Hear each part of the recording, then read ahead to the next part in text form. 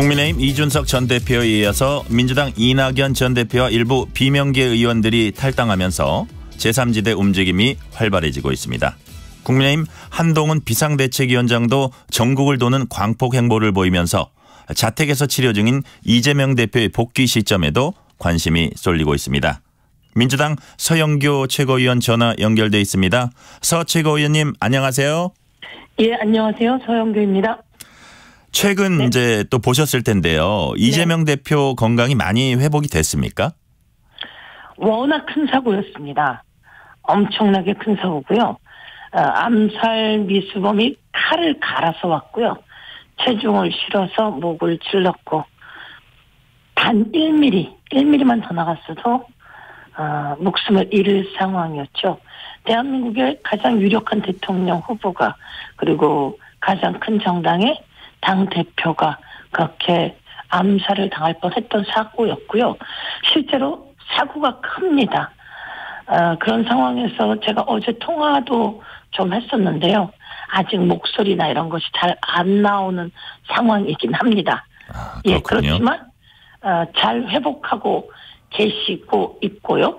그리고 또 대한민국의 정치를 이끌어가는 유력 대선 주자로 또 야당 대표로 또 역할을 우선 그 현재 상황 속에서도 하고 계시는 상황입니다. 그렇군요. 네. 일부 언론에서는 뭐 이르면 이번 주에 당무 복귀하실 거다 하는데 사실 그것도 좀 지켜봐야겠어요. 그러면은 제일 중요한 건 건강이죠. 네. 사실 이제 후유증이라고 하는 게 문제이거든요. 그리고 또 혈관의 문제이기 때문에요. 그렇지만 지금 이제 뭐 전화라든지 중간 비서실장이나 사무총장이 또 이야기를 나누면서 당무는 보고 있는 상황이고 네. 그래도 긴 정치를 해야 되기 때문에 건강이 제일 중요하고요. 그걸 우선에 가장 둬야 된다. 예. 네. 그렇지만 당무는 계속 같이 하고 있다. 이렇게 생각하시면 될 것 같습니다. 네네. 네. 민주당은 이 대표 피습 수사가 축소 왜곡된 의혹이 있다면서 국무총리실을 일단 고발하겠다고 밝혔고요. 네. 국회 상임위 등을 통해서도 진상을 규명하겠다 이렇게 했습니다. 어떤 부분이 잘못됐다고 보세요? 제가 현장에 있었거든요. 네. 현장에 있었고 이재명 대표가 사고를 당하는 그 현장에 있었어요. 암살범이 찔렀던 그 칼도 제가 보았거든요. 그리고 엄청나게 피가 흥건히 고인 그 상황을 다 보았는데요. 근데 국무총리실 산하의 대테러 종합센터에서 사고가 미미한 것처럼 첫 보고서를 냈어요. 경상이라고 하고 그다음에 과도라고 하는 표현을 열상이라 그랬나요? 네. 그리고 노인이라고 하는 표현을 일부러 쓴 것인지 저는 이런 내용을 대테러 종합센터가 국민에게 보고를 할 때 모든 거를 조사하고 검토하고 이러고 내놔야 되잖아요. 그런데 국무총리실에서 그렇게 내놓으로써 온갖 가짜 뉴스가 만연하게 된 거죠. 저희 지역에 많은 분들이 얼마 안 다쳤다면서 이렇게 얘기하더라고요. 엄청난 사고였음에도 불구하고 그리고 그것은 완전 대테러거든요. 그럼에도 불구하고 그렇게 가짜 뉴스가 만연할 수밖에 없었던 것은 국무총리실이 대테러 종합센터에서 엉뚱한 보고를 했기 때문이죠.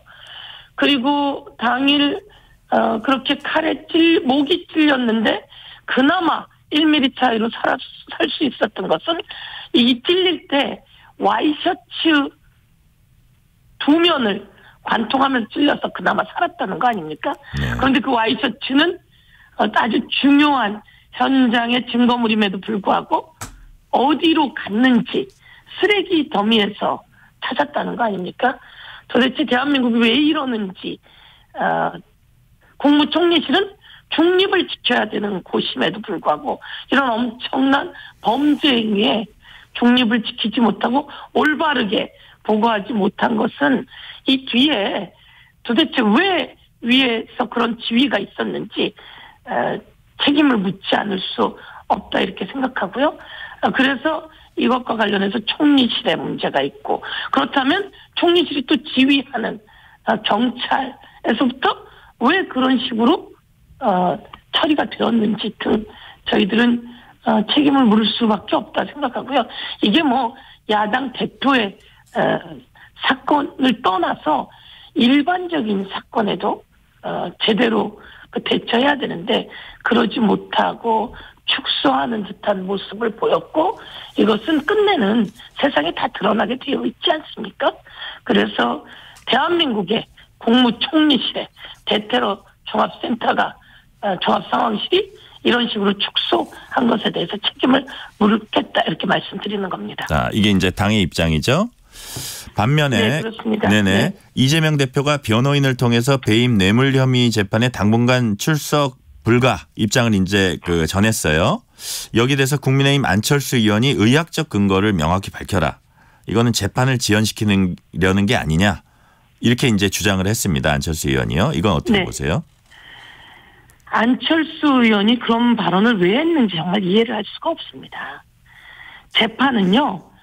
지금 재판을 나갈 수 없는 상황이라고 하는 건 온 전 국민이 알고 있잖아요. 그럼 이재명 대표가 재판에 나가지 않으면 다른 증인 재판을 먼저 하면 됩니다. 예를 들면 유동규가 증인으로 나오겠다는 거 아닙니까? 유동규가 자기가 나갈 수 있다, 출석할 수 있다라고 이야기를 해서 증인 재판을 하면 되는 거예요. 그런데 안철수 의원이 의사라는 사람이 지금 되게 위험한 상황이라는 걸 알매도 불구하고 그런 식의 이야기를 했다는 것은 정말 의사로서의 무책임한 발언이고요. 국회의원으로서도 무책임한 발언이고요. 그리고 참 철없는 소리다. 안철수 의원의 철없는 소리다. 그리고 사람이 인정이 없는 소리다. 정치 감각도 없는 소리다. 그래서 아주 실망스럽다 이렇게 생각하고요. 방탄을 이야기할 거면 김건희 특검, 경제 주가 조작 범죄가 벌써 다 드러나지 않았습니까?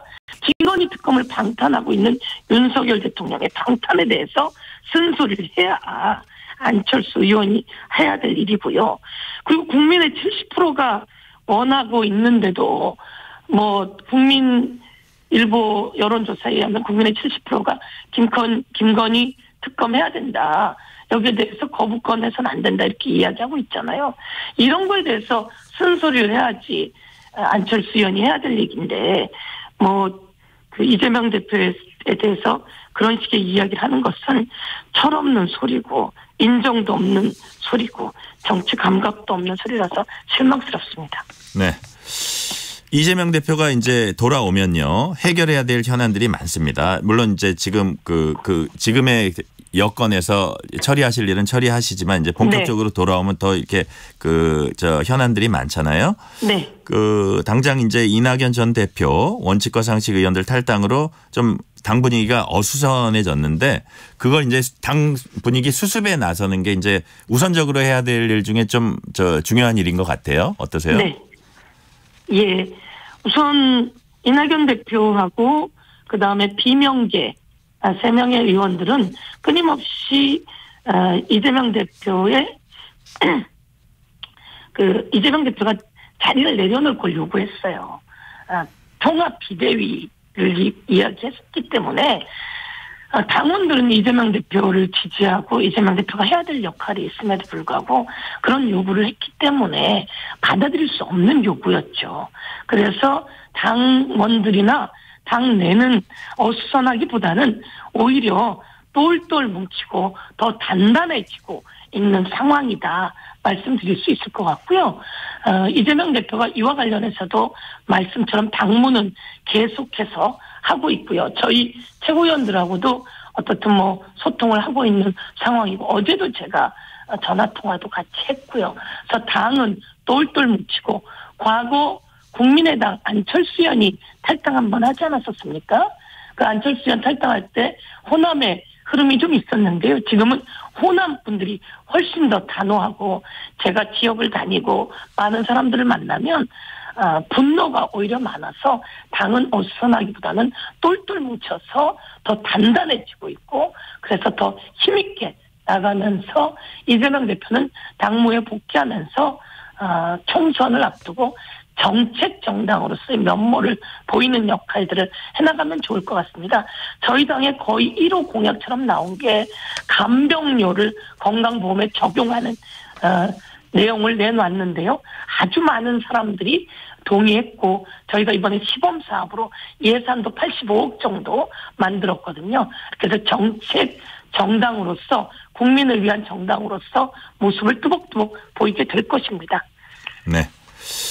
이낙연 전 대표가 이제 탈당하면서 네. 민주당의 문화 언동이 이렇게 살벌한 적이 없었다. 처단이라는 용어가 일상 용어처럼 나오지 않았느냐. 뭐 이런 걸 지적을 했거든요. 그래서 그런 부분에 대해서는 그러니까 뭐 이낙연 전 대표가 뭐 판단을 어떻게 했니 해가지고 이제 많은 의원들이 또 입장문도 발표를 했잖아요. 여러 명의 네. 이름을 묶어가지고. 근데 네. 이런 부분에 대해서는 어떻게 생각하세요? 강성 지지층에 너무 휘둘리거나 이러진 않았나 이런 뭐 지적인 것 같아요. 이 지적에 대해서는 어떻게 보세요? 예, 당원들이 지지를 해준다는 건 아주 행복한 일입니다.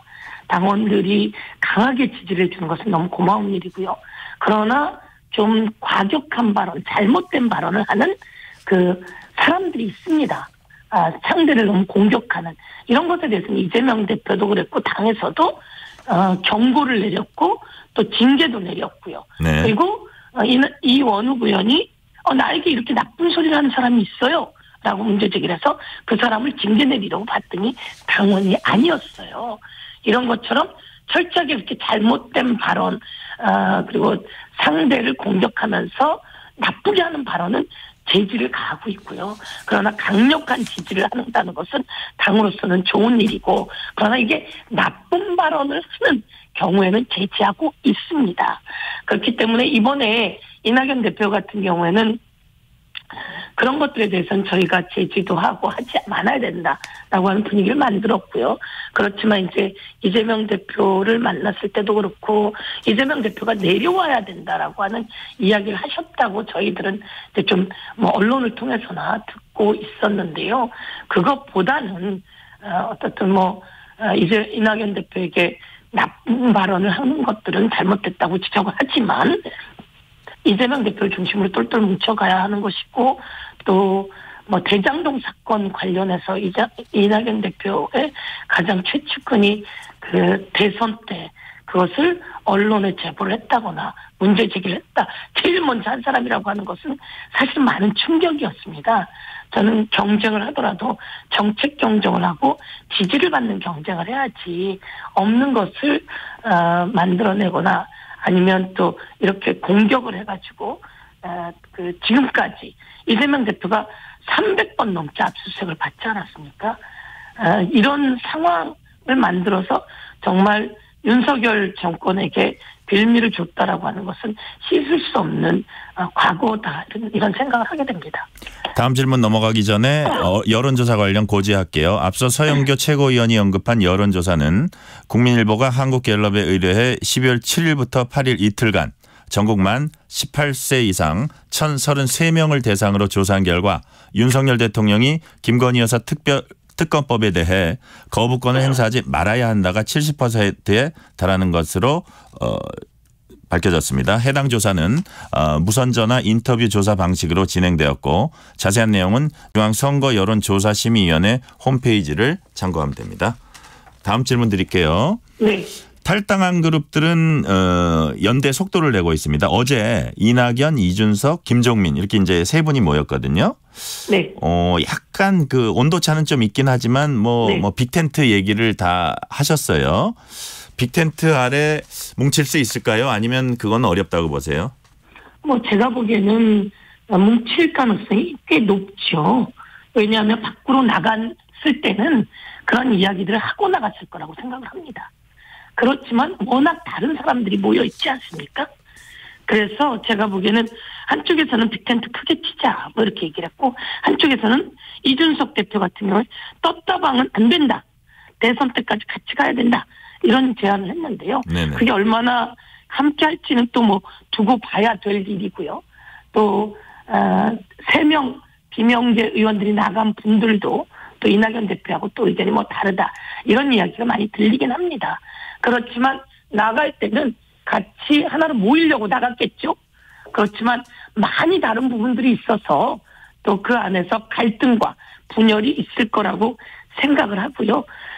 우리 당 안에서 하나가 되었었던 분인데 당 대표까지 하셨고 대통령 후보까지 하셨고 총리까지 하신 분이 나갈 때는 또 다른 생각이 있어서 나가셨겠지만 얼만큼 뭉칠지는 두고 봐야 될 일이지만 오히려 더불어민주당에서는 더 당원들과 의원들 그리고 전체 국민이 하나가 되어서 더 큰 힘을 저희 더불어민주당을 중심으로 만들어내고 있습니다. 네.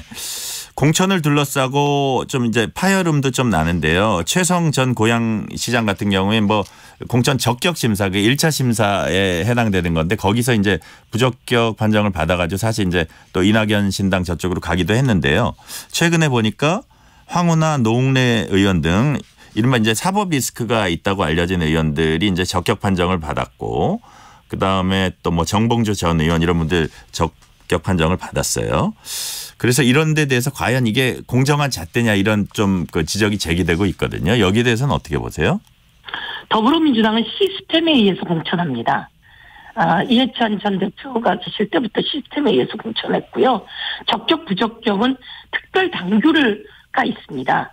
그것은 지난 지방선거 때부터 만들어진 그 당규에 의해서 적격 부적격이 나뉘어지는 것입니다. 네. 그래서 최성 전 의원은 그에 따라서 부적격이 된 것이고요. 황운하 노웅래 의원 같은 경우에는 윤석열 정권의 정치적 탄압이다라고 저희들은 보고 있고요. 그리고 황운하 노웅래 의원 자체는 앞으로 과정 속에서 이것들을 극복해내기 위한 작업들이 있고 이것은 시스템 검증 과정에서 문제가 없는 내용입니다. 그래서 검증을 통과한 것입니다. 그리고 정봉주 의원 같은 경우에는 이명박의 BBK에 문제 제기했다가 감옥을 다녀온 케이스고요. 아주 오래된 일들이어서 이 부분도 마찬가지로 적격 부적격에 해당되지 않는 내용임에도 불구하고 언론이나 아니면 일부가 이런 문제 제기를 하는데요. 이것에 대해서는 윤석열 정권의 탄압의 상징이었던 황운하 노웅래 의원이 있고요. 정봉주 의원은 이명박 BBK에 대해서 문제 제기했는데 끝낸 이명박 BBK는 범죄 행위로 판단돼서 이명박 대통령이 감옥도 갔다 오지 않았습니까? 그래서 이분들은 적격입니다. 그럼에도 불구하고 흠집을 내고 싶어 하는데요. 더불어민주당은 시스템에 의한 공천을 하게 될 것이고 국민의힘이 윤석열 대통령의 검사 공천 내용과는 천지 차이로 다르다라고 하는 말씀을 한 번 더 드리겠습니다. 네. 마지막으로 하나만 더 여쭤볼게요. 이명백 민주당 공천관리위원장이 공천 기준부터 국민이 참여하는 국민 참여 공천을 실시하겠다고 밝혔습니다. 근데 여기에 대해서 뭐 하태경 의원 같은 분은 친명은 횡재고 비명은 횡사다 하면서 이제 강성 지지층 횡포가 더 심해질 것이다 이런 예측을 또 주장을 내놓기도 했거든요. 국민 참여 공천이 시스템 공천에 이제 도움이 될 수 있다고 보세요? 국민 참여 공천은 제일 중요한 건 국민들이 평가하는 거지 않겠습니까? 저희가 시스템 공천에서 가장 중요한 게 그 후보가 갖는 지역의 여론 지지도입니다. 제일 중요하게 보는 것이 현역 국회의원이 지역 당원들과 지역 주민들에게 어떤 지지를 받고 있는가라고 하는 것이 시스템 공천에서도 가장 중요한 내용이고요. 그렇다면 현재 경선을 하는 과정이나 공천을 하는 과정 속에서 국민이 보고 판단하게 하는 것은 정말 바른 공천이라고 생각합니다. 그래서 혁신할 수 있는 공천이 되는 거죠. 이명백 공천위원장님과 공천관리위원회 위원들의 아주 탁월한 그 선택이라고 생각하고요. 이와 관련해서 뭐 국민의힘 의원이나 뭐 이런 사람들이 공격을 하는 것은 시작하지도 않고 국민 참여 공천을 공격한다는 건 참 말도 안 되는 소리인데요. 그러면 국민의 지지를 보지 말란 소리인가요? 그것보다는 윤석열 대통령이 윤심이 꽂힌다라고 하는 국민의힘의 이철규 의원이 공천관리위원회에 들어가지 않았습니까? 그런데 제일 중요한 윤심의 그 아바타는 한동훈 비대위원장 아닙니까? 제가 보기에는 국힘 내의 공천을 훨씬 더 먼저 걱정했으면 좋겠고, 하태경 의원 같은 경우에는 서울로 온다고 했는데 거의 뭐 팽당한 상황 아닌가, 이런 걱정이 좀 되는 분이라는 생각이 들고요. 윤석열 정권의 검사들이 출마 채비를 하고 검찰총장이 경고까지 하고 징계까지 한다고 함에도 불구하고 검사들이 대거 나오는데요. 대통령도 검사, 여당 비대위원장도 검사, 그리고 국회의원들 공천 경쟁에 뛰어드는 사람들도 검사, 온갖 게 검사, 검찰 독재인 것에 대해서 저희들이 민주주의를 다시 되찾는데 최선을 다하겠습니다. 오늘은 여기까지 듣겠습니다. 서영교 민주당 최고위원이었습니다. 감사합니다. 감사합니다.